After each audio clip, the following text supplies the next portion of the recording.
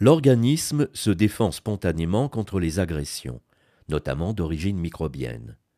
Ce système de défense est appelé système immunitaire. Les microbes sont présents partout dans notre environnement.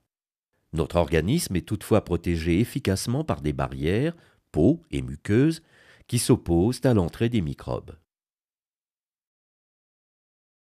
Que se passe-t-il lorsque des microbes peuvent franchir l'une de ces barrières?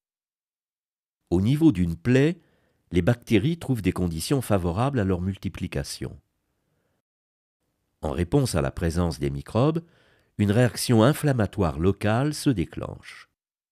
Elle est caractérisée par 4 signes principaux: rougeur, chaleur, gonflement et douleur.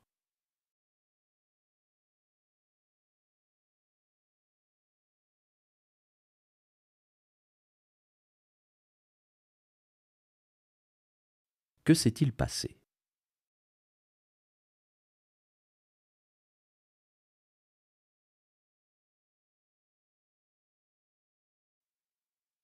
Les cellules blessées lors de l'agression libèrent des substances chimiques qui provoquent la dilatation des capillaires sanguins, d'où la rougeur et la chaleur. Ces capillaires dilatés laissent échapper du plasma qui s'infiltre dans les tissus, d'où le gonflement de la région inflammée. Enfin, l'irritation des terminaisons nerveuses est à l'origine des sensations douloureuses. À travers la paroi distendue des capillaires sortent également de nombreux leucocytes, les phagocytes, qui, attirés par les substances chimiques libérées dans la zone blessée, viennent se rassembler au contact des microbes. Ces phagocytes attaquent systématiquement les microbes présents et les mangent.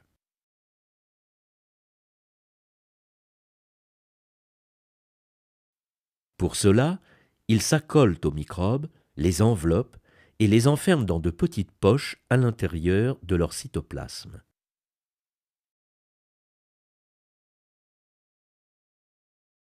Les phagocytes libèrent dans la poche des substances digestives qui assurent la destruction des microbes. L'ensemble de ce mécanisme est appelé la phagocytose. Le plus souvent, ce mécanisme est suffisant pour assurer l'élimination totale des microbes présents au niveau de la plaie. Parfois, les microbes résistent à cette phagocytose et l'infection peut alors progresser.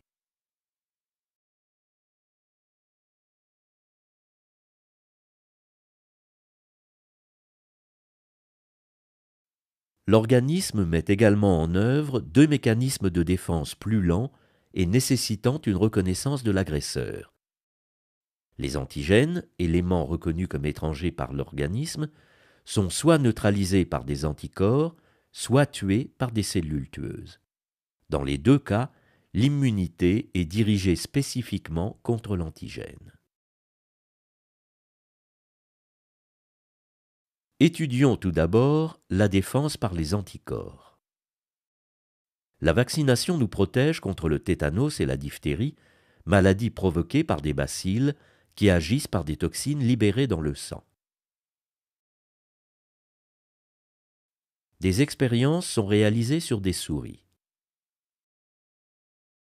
L'injection de bacilles diphtériques à des souris provoque la mort de la plupart des animaux par la diphtérie. Cependant, quelques-uns survivent et guérissent.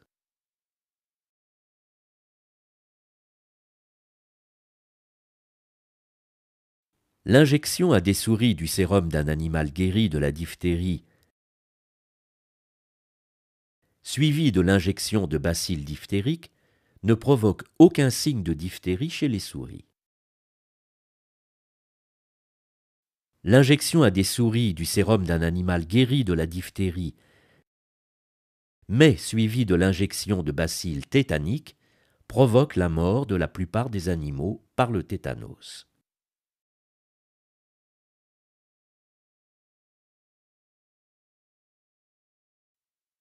Les animaux guéris de la diphtérie ont fabriqué des anticorps, libérés dans le plasma sanguin. Ce sont les lymphocytes B qui produisent les anticorps.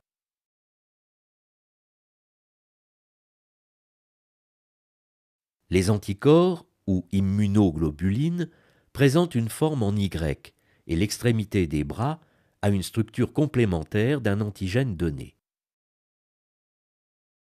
Ainsi, un anticorps donné se lie spécifiquement à un antigène précis et forme alors un complexe immun antigène-anticorps.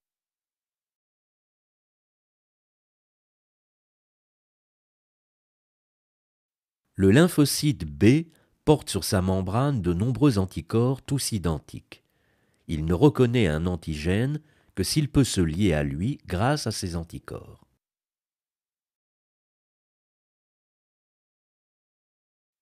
Seuls les lymphocytes B, spécifiques de l'antigène, sont activés et se multiplient. Certains descendants des lymphocytes B, activés par un antigène, deviennent des cellules mémoire sensibilisées à cet antigène. Ces cellules vivront longtemps. D'autres descendants des lymphocytes B activés se transforment en plasmocytes, cellules sécrétrices d'anticorps.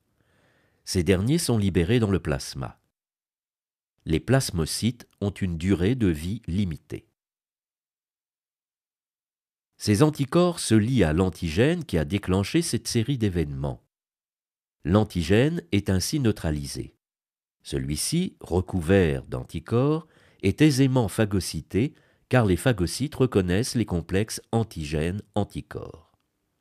Les anticorps sont les agents de maintien de l'intégrité du milieu extracellulaire. Voyons maintenant comment se réalise la défense par les cellules tueuses. Dans l'organisme, la panoplie des mécanismes de défense immunitaire est complétée par une autre catégorie de lymphocytes, les lymphocytes T. Contrairement aux lymphocytes B, qui libèrent des anticorps capables de se fixer sur un antigène présent dans le milieu intérieur, les lymphocytes T peuvent se transformer en cellules tueuses qui détruisent des cellules reconnues comme étrangères ou anormales en venant directement à leur contact. Les cellules attaquées peuvent être des cellules de l'organisme infectées par un virus ou par une bactérie intracellulaire, comme le bacille tuberculeux, ou bien des cellules cancéreuses, ou encore des cellules greffées provenant d'un donneur incompatible.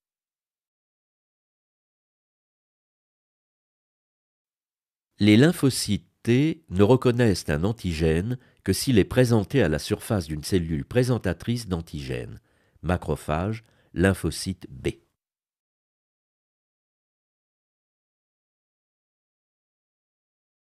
En effet, après la phagocytose,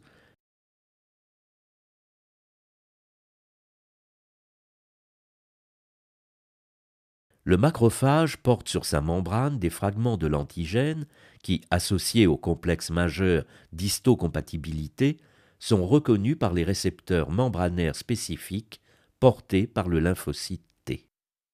Il s'agit d'une double reconnaissance effectuée par le lymphocyte T, une reconnaissance du macrophage grâce à son complexe majeur d'histocompatibilité et une reconnaissance de l'antigène qui lui est associé. Une fois l'antigène reconnu, les lymphocytes T sont activés. Certains deviennent des cellules mémoire qui vivront longtemps. D'autres, à durée de vie limitée, constitueront les cellules tueuses. Le scénario de l'attaque des cellules tueuses est le suivant.